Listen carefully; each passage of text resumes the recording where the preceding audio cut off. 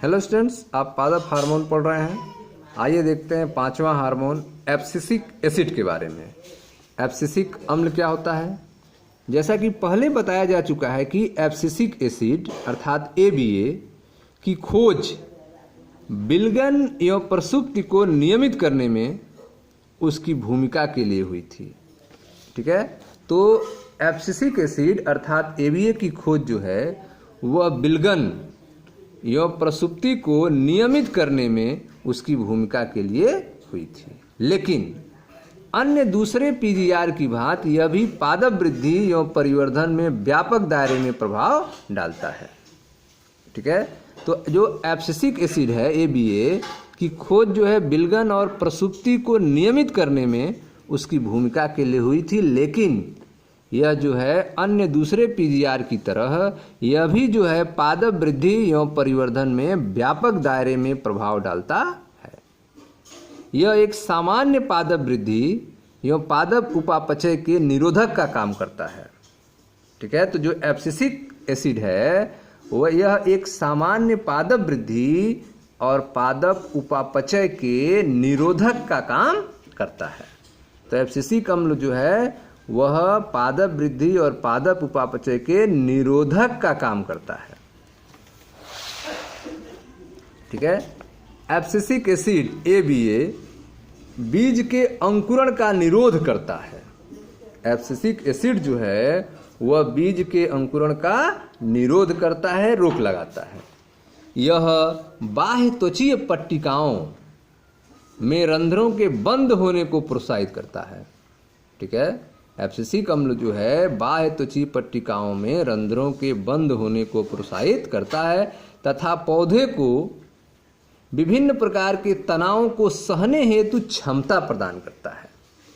ठीक है, तो ABA जो है वह बीज के अंकुरण का निरोध करता है। यह बाह्य त्वचीय पट्टिकाओं में रंध्रों के बंद होने को प्रोत्साहित करता है तथा पौधों को विभिन्न प्रकार के तनावों को सहने हेतु क्षमता प्रदान करता है। इसी कारण इसे तनाव हार्मोन भी कहा जाता है। ठीक है, तो एब्सिसिक अम्ल को तनाव हार्मोन भी कहा जाता है। ABA बीज के विकास, परिपक्वता, प्रसुप्ति आदि में महत्वपूर्ण भूमिका निभाता है। प्रसुप्ति को प्रेरित करने के द्वारा ABA बीज को जल शुष्कन तथा वृद्धि के लिए अन्य प्रतिकूल परिस्थितियों से बचाव देता है। ठीक है, प्रसुप्ति को प्रेरित करने के द्वारा ABA जो है वह बीज को जल शुष्कन तथा वृद्धि के लिए अन्य प्रतिकूल परिस्थिति से बचाव देता है। बहुत सारी परिस्थितियों में ABA GS के लिए एक विरोधक की भूमिका निभाता है। ठीक है, तो बहुत सारी परिस्थितियों में ABA जो है वह GS के लिए एक विरोधक की भूमिका निभाता।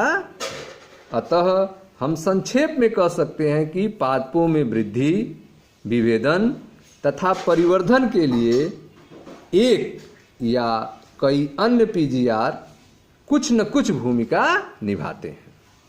यह भूमिकाएं संपूरक की या फिर विरोधक की भी हो सकती है। ठीक है, तो संक्षेप में हम कह सकते हैं कि पादपों की वृद्धि, विभेदन एवं परिवर्धन के लिए एक या कई अन्य PGR कुछ न कुछ भूमिका निभाते हैं और यह भूमिकाएं जो हैं संपूरक की या फिर विरोधक की भी हो सकती है। ये भूमिकाएं वैक्तिक या योगवाही हो सकती हैं। इसी तरह पौधे के जीवन में कई घटनाएं होती हैं जहां पर एक से ज्यादा PGR मिलकर घटनाओं को प्रभावित करते हैं। जैसे कि उदाहरण के तौर पर बीज या कली का प्रसुप्तीकरण, विलगन, जरावस्था, शिखर प्रभुत्व आदि। ठीक है, तो आप देख रहे हैं कि संक्षेप में पादपों की वृद्धि, विभेदन, परिवर्धन के लिए एक या अन्य कई PGR और कुछ न कुछ भूमिका निभाते हैं।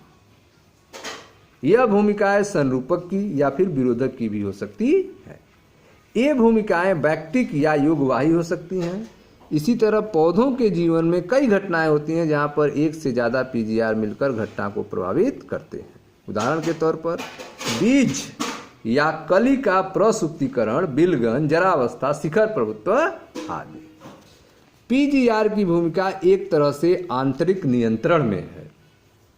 ठीक है, पीजीआर की जो भूमिका है वह एक तरह की आंतरिक नियंत्रण में है।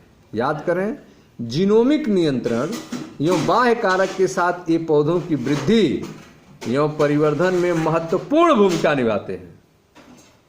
तो पीजीआर की भूमिका जो है वह एक तरह की आंतरिक नियंत्रण में है। याद करें कि जीनोमिक नियंत्रण और बाह्य कारक के साथ ये पौधों की वृद्धि परिवर्धन में महत्वपूर्ण भूमिका निभाते हैं।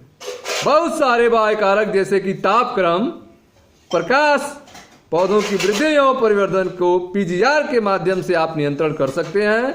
ऐसी कुछ घटनाओं का उदाहरण जैसे कि बसंतीकरण, पुष्पन, प्रसुप्तीकरण, बीज अंकुरण, पौधों की गति आदि है।